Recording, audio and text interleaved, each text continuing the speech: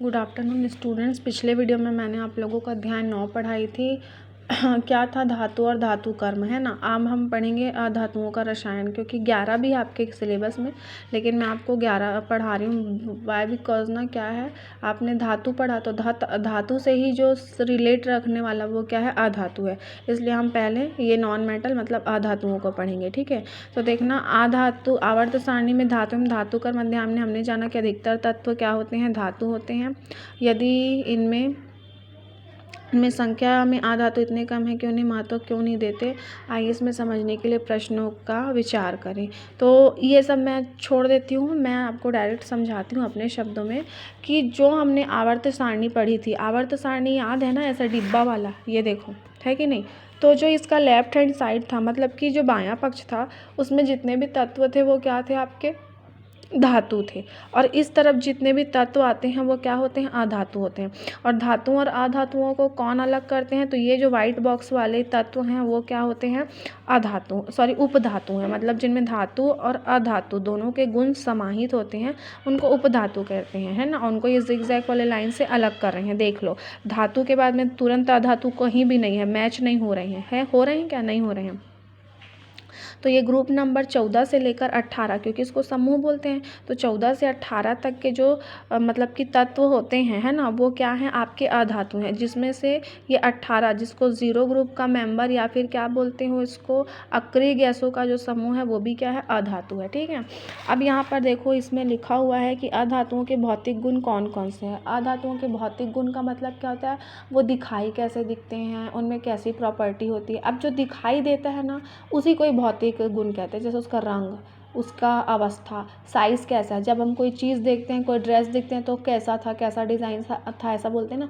तो वैसे ही अगर हमने अधातु देखा तो वो है एक्चुअल में कैसा, ठीक है। तो यहाँ पर देखो, कुछ धातुओं से आप परिचय हैं, अधातुओं से ना, सॉरी, क्या है, देखो, हाइड्रोजन, ऑक्सीजन, नाइट्रोजन, ये तीनों ही कैसी हैं? गैसीय हैं, ठीक है। अब गैस तो नहीं देख सकते, तो इसीलिए ये जो अधातुएं हैं उनको क्या किया गया? बहुत देर से ढूंढा गया। क्यों ढूंढा गया? क्योंकि ये कैसे थे? गैसीय रूप में थे, और गैसों को देख पाना या अलग कर पाना पहले जो जितने भी वैज्ञानिक थे उनके लिए क्या था? कठिन था।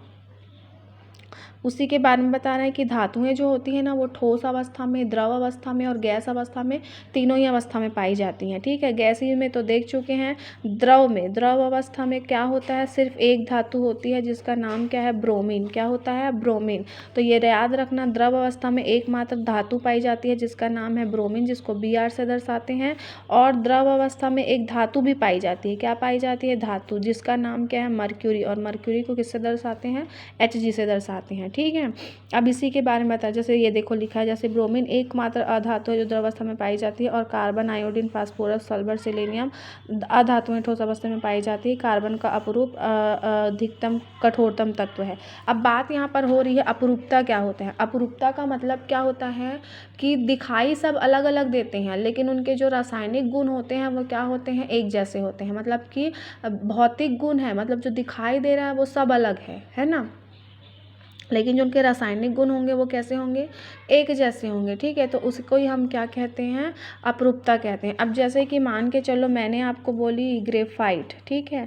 ग्रेफाइट का मतलब क्या होता है? ये जो पेंसिल की लीड है ये किससे बनी है? ग्रेफाइट। फिर बात होती है हीरा की, फिर उसके बाद होती है काजल की, और फिर बात होती है, यहाँ पर हम लिख लेते हैं, काजल के बाद है कोयला।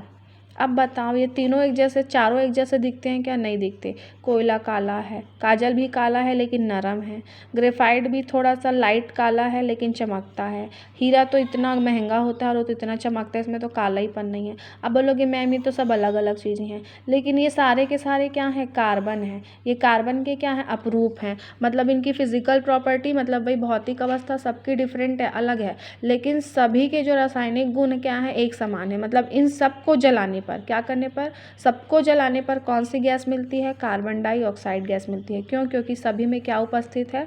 कार्बन उपस्थित है। आया समझ में कि अपरूप क्या होता है, आघातवर्धनीयता क्या होती है। अब यहाँ पर देखो, ठोस और धातुओं में अंतर करना संभव है, सही पता है। हमने धातुओं के बारे में पढ़ा है कि धातुओं में चमक होती है, आघातवर्धनीयता होती है, आवाज़ होती है, लेकिन अधातुओं में तो नहीं रहती है कि कोयला पटकने से तो अलग वो हो जाएगा, टूट फूट जाएगा। गंधक भी वैसे ही रहता है, तो इन दोनों को अलग करना क्या रहता है, ईजी रहता है। ठीक है।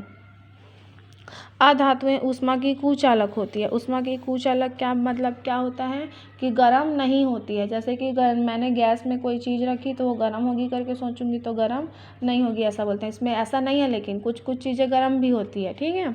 अब यहाँ पर देखो लिखा हुआ है अधातुओं का आवर्त सारणी में स्थान कहाँ है। तो स्थान तो मैंने अभी आप लोग को बताई हूँ कि लेफ्ट हैंड साइड में क्या होता है, धातुएं होती है, बीच में अधातुएं होती उपधातुएं होती हैं, और इधर राइट हैंड साइड में ग्रुप नंबर 16 से 18 तक की क्या होती है, अधातुएं होती है, और उनके नंबर बहुत ही कम है कि नहीं। अब यहाँ देखो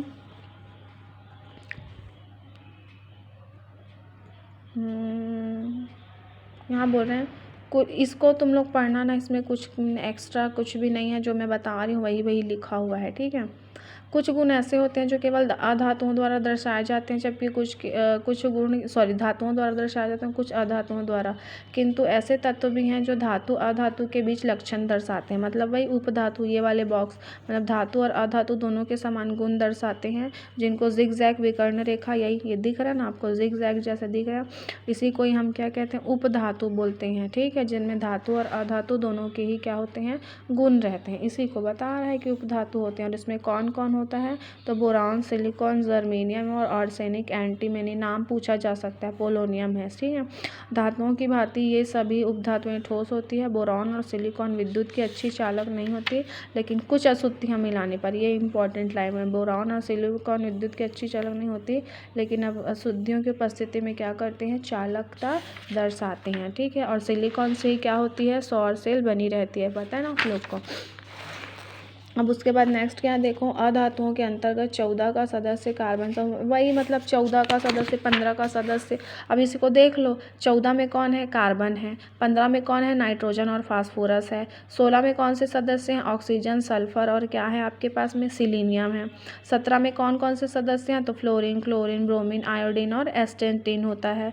अब फिर 18 के कौन कौन से सदस्य हैं, तो helium, neon, argon, krypton, xenon, radon है, जिसमें से ये वाला जो ग्रुप का मेंबर रहता है, ये इसका पूरा आखिरी कक्षक पूरा भरा रहता है, इसलिए किसी भी क्रिया में क्या करता है, भाग नहीं लेता है ना। और ये जो रहता है वो हमेशा एक इलेक्ट्रॉन क्या करता है, ग्रहण होता है, इसलिए इसमें अधिक ऋण विद्युतीय गुण को क्या करता है, दर्शाता है। ऐसी इनकी प्रॉपर्टीज़ हैं, है ना। अब नेक्स्ट वीडियो में हम आपको पढ़ाएंगे कि अधातुओं के कौन कौन से गुण होते हैं। अभी यहीं तक करते हैं। ठीक है।